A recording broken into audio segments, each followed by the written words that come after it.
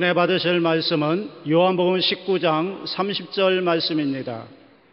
요한복음 19장 30절 말씀을 다 같이 봉독하시겠습니다.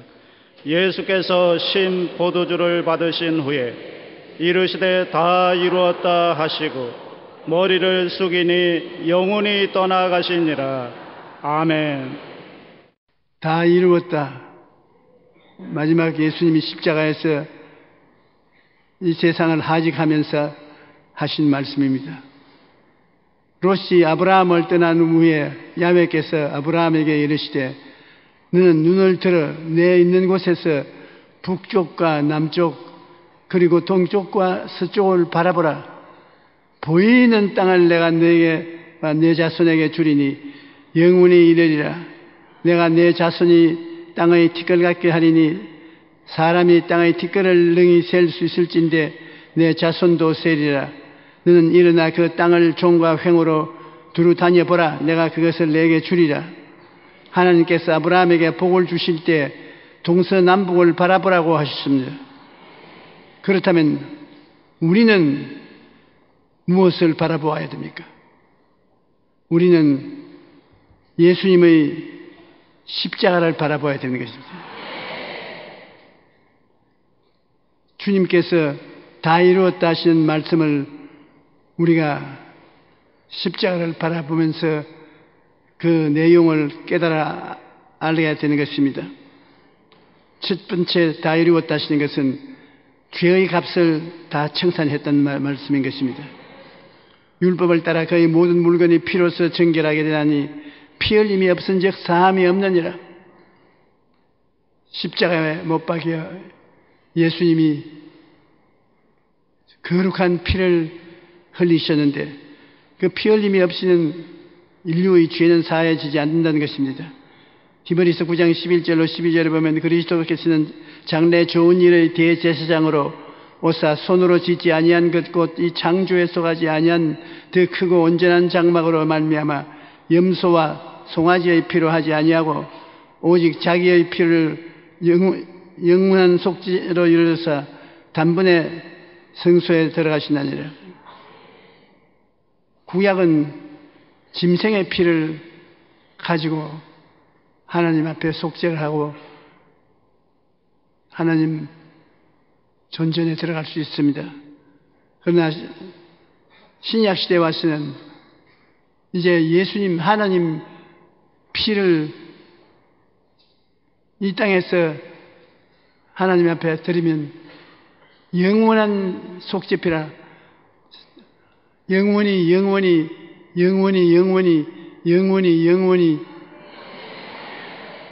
우리 성가대가 성가를 부른 대로 영원히 죄를 용서하는 제사가 되어 마는 것입니다. 우리는 예수님이 다 이루었다 하시고 피를 흘리시는데 그 다 이루었다는 말씀을 통해서 의의 선물도 받게 되는 것입니다. 성경에 의롭다는 말은 내용이 깊습니다. 죄를 한 번도 안 지은 것이 의인 것입니다. 한 번이라도 죄를 지으면 의가 되지 못합니다. 그런데 우리가 예수를 믿으면 하나님이 우리를 의롭다 칭해 주신 것인데 그것은 우리가 의로운 행동을 해서 된 것이 아니라 예수님의 보혈의 능력으로 영원히 의롭다 하신다. 세월이 흐르도 한 번도 죄를 안 지은 것처럼 만들어 주신다. 의지롭습니다. 그렇게 의로움을 인간의 힘으로 이루할 수는 없습니다. 로마서 8장 1절 2절에 보면 그러므로 이제 그리스도 예수 안에 있는 자에게는 결코 정죄함이 없나니 이는 그리스도 예수 안에 있는 생명의 성령의 법이 죄와 사망의 법에서 너를 해방하였습니다. 예수 믿는 사람은 죄로 단정을 받을 수가 없습니다. 영원히 의롭게 된 것입니다. 구원은 우리 예수 믿는 사람들은 선물로 받는 것인데 세계 최대의 종교 건축물인 캄보디아의 앙코르와트에 가면 신기한 광경을 보게 됩니다. 이글거리는 뜨거운 태양 아래 수많은 사람들이 거의 절벽에 가까운 가파른 돌 계단을 기어 올라가는데 소위 신들이 사는 땅으로 건너가기 위해서 그렇게 한답니다. 이처럼 모든 종교는 인간의 고행이나 선행을 통해 죄의 문제를 해결하려고 합니다. 그러나 기독교는 다릅니다. 인간이 자기의 힘으로 하늘까지 올라가야 구원을 얻는 것이 아니라 하나님이 이 땅에 내려와 인간을 구원해 주신 것이 우리 기독교 신앙인 것입니다. 에베소 2장 8절에 너희는 그 은혜에 의하여 믿음으로 말미암아 구원을 받았으니 이것은 너희에게서 난 것이 아니요 하나님의 선물이라고 말씀합니다. 그러므로 예수님께서 십자가에서 이루신 것을 믿고 바라보기만 하면 구원을 선물로 받는 것입니다. 그래서 조셉 프린스라는 사람은 잊혀진 것은 은혜라는 책에서 은혜의 중요성에 대해 이렇게 말합니다. 율법 아래 쓴 최고의 인간조차 실패하지만 은혜 아래 쓴 최악의 인간도 구원받을 수가 있다. 예수님과 함께 십자가에 달린 강도가 구원받는 것은 바로 구원은 은혜로 선물로 받기 때문에 구원받을 수가 있은 것입니다. 두 번째로 다 이루었다 하는 의미를 우리가 십자가를 바라보고 깨달아야 될 것은 허물을 다 씻어 깨끗하게 하셨음을 말하는 것입니다. 아담과 하와를 통해서 우리가 전염병증처럼 죄를 받은 것 이외에 허물을 깨끗이 씻음을 받아야 되는 것입니다. 사람들은 죄와 허물이라고 말합니다. 허물은 나쁜 행위나 습관을 말하는 것입니다.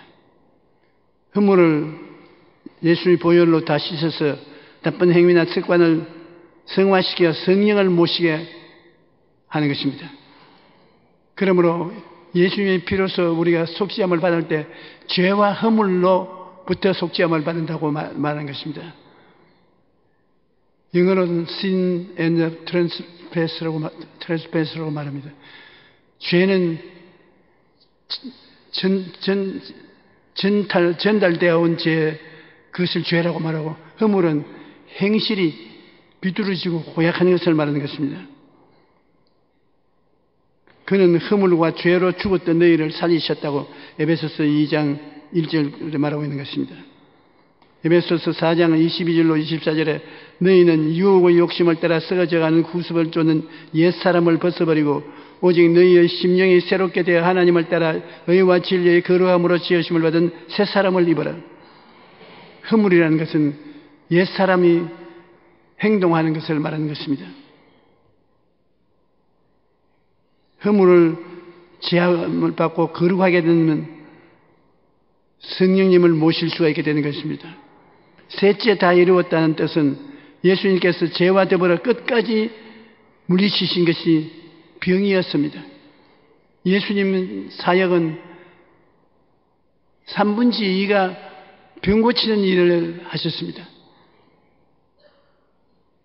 요사이 교회가 병 고치는 일에 깊이 관심을 기울이지 않는 것은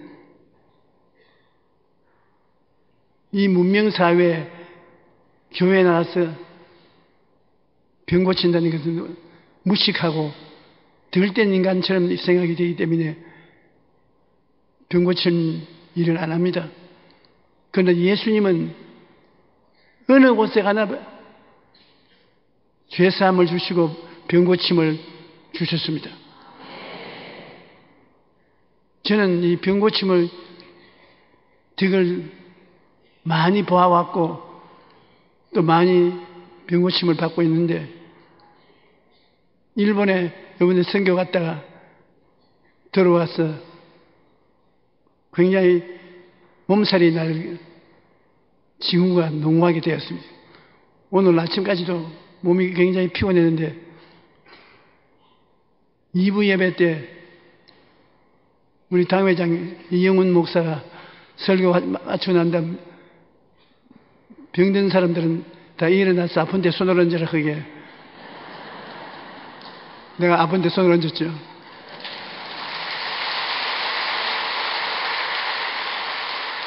아이고 뭐 기도를 하는데 따라서 아멘 하고 나니까 몸이 화끈하고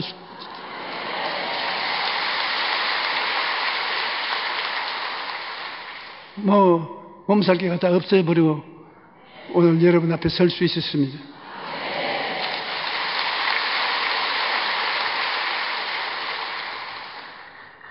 주님은 우리가 죄를 서로 고백하고 서로 병낫기를 위해서 기도해 주기를 원하시는 것입니다. 여러분이 나 같은 사람이 기도한다고 효과가 있겠는가? 여러분 기도는 하나님의 손길을 끌어오는 수단인 것입니다. 여러분이 기도를 해야 하나님이 그 기도 줄을 타고 오셔서 치료해 주시는 것입니다. 여러분이 치료하라 하면 어떻게 병을 치료합니까? 그러나 여러분의 기도는 하나님이 기뻐하고 좋아하셔서 그 기도를 따라서 기적적인 역사를 베풀어 주시는 것입니다. 이사야 53장 5절에 그가 찔림은 우리의 허물 때문이요 그가 상함은 우리의 죄악 때문이라.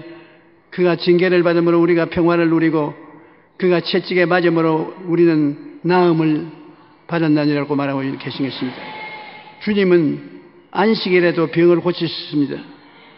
병의 빚을 다 청산하셨기 때문에 주님께서 당신이 청산한 병을 처리하시는 일을 게을리하지 않았습니다.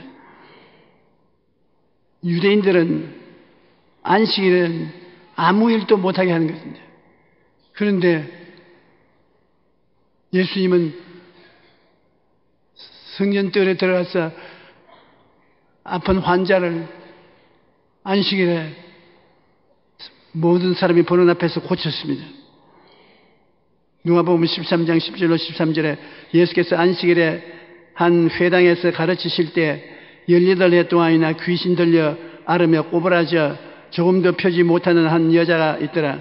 예수께서 보시고 불러 이르시되 여자여 내가 내 병에서 놓였다 하시고 안수하시니 여자가 곧 펴고 하나님께 영광을 돌리는지라.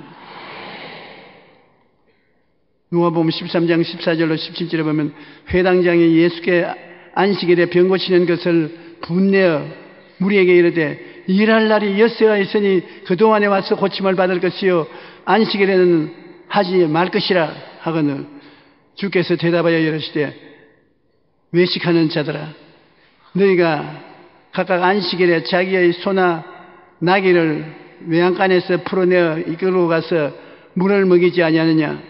그러면 18해 동안 사탄에게 매인받은 이 아브라함의 딸을 안식일에 매임해서 푸는 것이 합당치 아니하냐.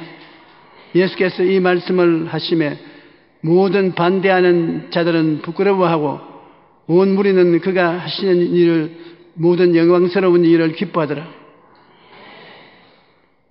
우리가 예수님 하시는 일을 보면 철저히 종교의식은 우리를 살리기 위해서 하는 것이지 우리가 종교의 노예가 되게 하지는 아니하셨습니다.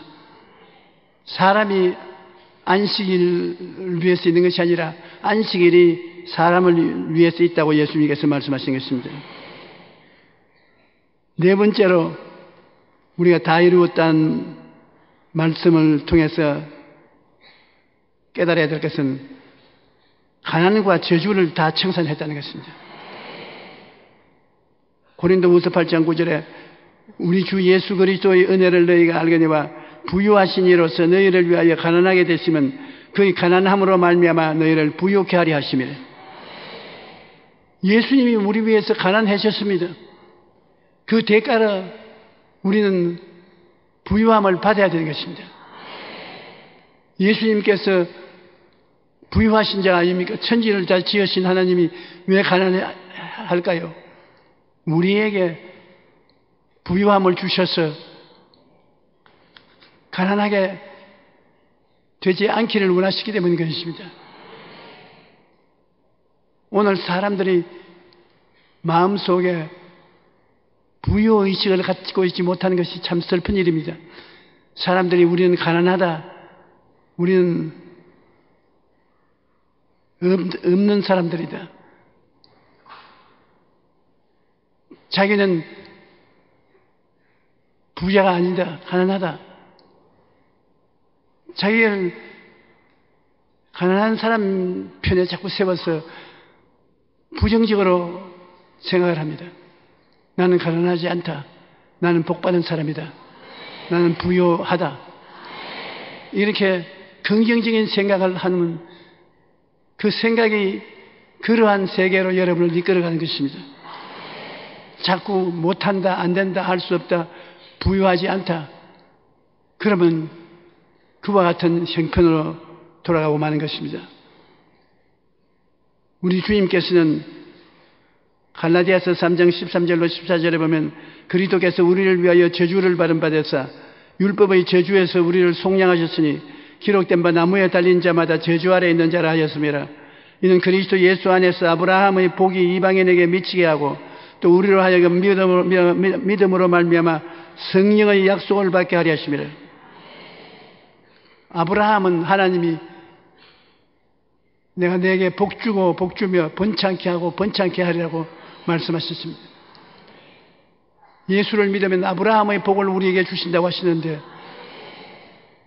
우리가 아브라함의 복을 받은 사람이라고 믿고 입으로 시인하여야 될 이유는 예수님이 우리 위해서 십자가에 매달려서 저주를 다 청산했다는 것입니다. 그리스도께서 너를 위해서 나를 위해서 십자가에 못 박혀 저주를 받았다. 그러니 우리가 주장하는 것은 다 이유가 있고 조건이 있어서 그렇게 하는 것입니다. 여러분 가난하지 않습니다. 저주받지 않았습니다. 가난하고 헐벗고 굶주린 것은 예수님이 다 청산해버렸으니 예수님도 청산한 것을 왜 우리가 또 맡아서 청산하려고 하는 것입니까? 다 이루었다고 주님 말씀하실 때 무엇을 다 이루었냐? 가난하고 헐벗고 굶주림을 청산했다는 것입니다. 다섯 번째 다 이루었다고 하신 내용은 죽고 장사 지낸 지 3일 만에 부활하심으로 예수님께서 부활이요 생명을 주게 되셨다는 것입니다. 우리도 죽어야 되지 않습니까? 그러니까 예수 죽음 내 죽음, 예수 부활 내 부활. 예수님이 우리 위해서 죽은 지 3일 후에 부활하심으로 우리도 예수님을 통해서 부활의 생명을 누리게 되는 것을 말합니다. 히브리서 9장 27절에 한번 죽는 것은 사람에게 정하신 것이요 그 후에는 심판이 있으리니. 요한복음 11장 25절로 26절에 예수께서 이르시되 나는 부활이요 생명이니 나를 믿는 자는 죽어도 살겠고 무릇 살아서 나를 믿는 자는 영원히 죽지 아니하리니 이것을 내가 믿느냐. 부활이요 생명은 예수님이 가지고 있으므로 예수를 믿으면 예수님이 우리 속에 들어와서 부활이요 생명이 되는 것입니다. 고린도후서 4장 10절에 우리가 항상 예수의 죽음을 몸에 짊어지면 예수의 생명이 또한 우리 몸에 나타나게 하려면 예수 죽음 내 죽음, 예수 부활 내 부활, 우리의 생명이 일체가 되어 있습니다. 그러므로 예수님이 다 이루었다 하신 것은 죽어 지옥에 들어가는 것을 다 청산하고 부활 영생을 주시게 되었다고 말씀하신 것입니다. 중국 선교에 일생을 바치신 허드슨 테일러 선교사는 처음 중국 선교를 할 때 어려움이 많았습니다. 그는 자신이 너무 무능해서 아무것도 할 수 없다는 생각 때문에 몹시 괴로워했었습니다. 그런데 친구에게서 한 통의 편지를 받고 완전히 달라졌습니다. 그 편지에는 이런 내용이 있었습니다. 우리가 예수님과 함께 죽었으면 예수님과 함께 사는 것이다. 예수님이 내 안에 계심으로 너를 의지하지 말고 내 안에 계신 부활하신 예수님을 바라보고 의지하고 믿고 살아라.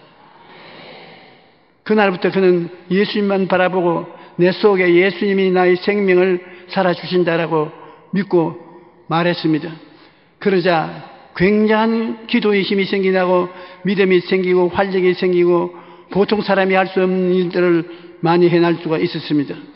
그러므로 우리는 예수님과 함께 죽었다고 생각하고 예수님과 함께 죽었다고 꿈꾸고 예수님과 함께 죽었다고 믿고 예수님과 함께 죽었다고 말해야 하는 것입니다. 그래서 옛사람은 예수 그리스도와 함께 장사된 바 되고 부활의 사람, 영생의 사람, 하나님의 아들 예수님과 하나가 되어서 산다고 알아야 생각해야 되는 것입니다. 예수님과 우리가 하나가 되었다는 것은 굉장히 중요한 일인 것입니다. 예수님께서 다 이루었다 하시고 영원히 떠나시자 하나님의 성전의 지성소와 성소의 분리시킨 휘장이 위에서부터 아래까지 쫙 찢어졌습니다. 성전에 들어가면 성전에 휘장이 지는데 우리는 그 휘장 바깥에 그게 서서 제사를 드리지 안에는 못 들어가는 것입니다. 제사장이 1년에 한 번 피를 가지고 그 휘장을 넘어서 안에 들어가면 법궤가 있고 진설병이 있고 촉대가 있는 곳에 하나님을 예배하는데 예수님이 내가 다 이루었다 하시니까 이제 그런 것도 필요 없이 휘장이 찢어지고 바로 하나님 앞에 다 들어갈 수 있게 된 것입니다. 지성소는 하나님이 거하시는 곳으로 1년에 한 번 대제사장이 이스라엘 백성들을 위한 속죄와 피를 가지고 들어갈 수가 있는 곳입니다. 그런데 예수님께서 오셔서 대제사장과 제물이 되시고 단번에 영원한 제사를 드리심으로 이제 누구든지 예수님의 피를 의지하고 하나님 앞에 나갈 수가 있게 된 것입니다. 빚을 갚을 때까지 상속이 되는 것입니다. 재산뿐 아니라 빚도 상속이 됩니다. 돌아가신 분에게 빚이 있다는 것을 알았든지 몰랐든지 상관없이 상속인이 빚을 상속받게 되는 것입니다. 그래서 재산보다 빚이 많은 경우에는 상속을 포기합니다. 하지만 상속을 포기하면 다음 순위의 상속인에게 빚이 또 상속됩니다. 지난해 언론에 보도된 사례를 보면 할머니가 사망하면서 재산보다 빚을 더 많이 남겨놓았는데 그래서 두 아들이 상속을 포기했습니다. 그런데 그 빚의 6살, 10살 손주들에게 상속되어 그 어린 손주들이 각각 9천만 원씩 빚을 갚아야 한다고 법원에서 판결이 나온 것입니다. 아버지가 할머니 빚을 상속을 포기하고 나니까 그 빚이 손주, 손녀에게 넘어가는 것입니다. 아주 빚이 무서운 것을 알 수 있습니다. 빚은 이처럼 갚을 때까지 없어지지 않습니다.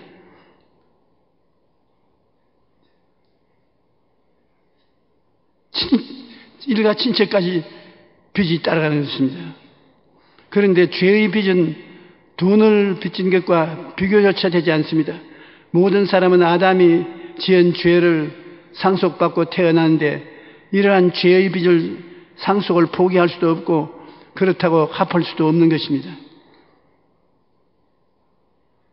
인간은 태어날 때부터 빚쟁이로 태어났는데 아담의 하와가 범죄함으로 말미암아 모든 사람이 죄의 빚을 상속받아 태어난 것입니다. 그런데 빚독촉이 얼마나 무서운지 바라보지 않은 사람은 모릅니다. 문풍지 소리만 나도 가슴이 덜컥 내려앉고 밤에 자다가도 벌떡 일어나서 앉아서 숨을 몰았습니다. 불안과 공포를 가라앉히려고 애를 쓸 때가 많습니다. 왜 내가 빚에 대해서 이렇게 잘 아느냐 하면, 저는 제가 서 있는 이 강단이 있는 교회, 여의도 순복음 교회를 지을 때 엄청난 빚 독촉의 고통을 당해 보았기 때문에 빚 독촉이 얼마나 무서운 것인지 잘 알고 있습니다. 다른 어떤 곳엔 받아서 일할지라도 빚은 지지 말아야 된다고 생각하고 있습니다. 이 철골 밑에 저기 꿇어앉아서 하나님, 이 철골이 내 머리 위에 떨어져서 합법적으로 죽게 만들어 주시옵소서. 자살을 하면 지옥에 갈 테니까 자살은 할 수 없는데 이 빚을 어떻게 합니까? 매일같이 협박 공갈을 당하고 법원에 불려가고, 하나님 어떻게 하시렵니까? 하나님 대답을 안 하시는데 지나고 보니 요렇게 하려고 그렇게 하신 것입니다.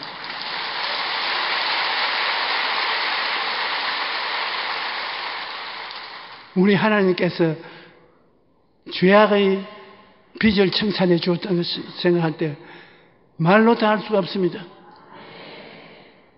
절대로 인간으로서는 갚을 수 없는 죄의 빚을 예수님을 통해서 갚으신 것입니다. 예수님께서 진실로 진실로 너희에게 이르노니 죄를 범하는 자마다 죄의 종이라 고 말씀하셨습니다. 그러므로 모든 사람이 죄 때문에 죄의 종이 된 것입니다. 그런데 아담의 후손으로 태어난 인간은 모두가 죄의 빚쟁이이기 때문에 어느 누구도 남의 빚 대신 갚아줄 수가 없습니다. 오직 죄 없이 태어나신 예수님만 죄의 빚을 대신 갚아줄 수 있는 것입니다. 그래서 예수님이 다 이루었다라는 말을, 값을 다 지불했다, 다 갚았다, 그렇게 하시는 말씀인 것입니다. 예수님께서 십자가에 죽으심으로 우리의 죄의 빚을 다 갚았기 때문에 예수님을 믿으면 죄로부터 자유와 해방을 얻게 되는 것입니다. 예수님은 우리 죄의 값을 청산하시기 위해 엄청난 대가를 지불하셨습니다. 제가 오래전에 아프리카의 마사이 족속에 방문하고 거기서 집회를 한 적이 있는데, 마사이족 교회에 제일 잘 산다는 집사님 댁으로 초청을 받아서 갔습니다. 저만 간 것이 아니라 같이 마사이족 전도에 따라갔던 장로님들도 여러 명 따라갔습니다. 그런데 마사이족은 우리하고 뭐가 다르냐 하면 소똥을 가지고 삽니다. 소를 신성시하고 집은 완전히 소똥으로 가지고서 지었습니다. 방바닥부터 벽도 다 소똥입니다. 그런데 우리가 갈 때도 장로님들을 모시고 마사이족 집사님 집에 갔는데 소똥으로 지어져서 천정도 벽도 전부 똥으로 질퍽질퍽합니다. 그런데 집사님이 우리를 대접한다고 소똥 묻은 손으로 커피를 큰 남비에 부어가지고서 그 소똥 묻은 손으로 휘휘휘 저어가서, 그래가 소똥불로서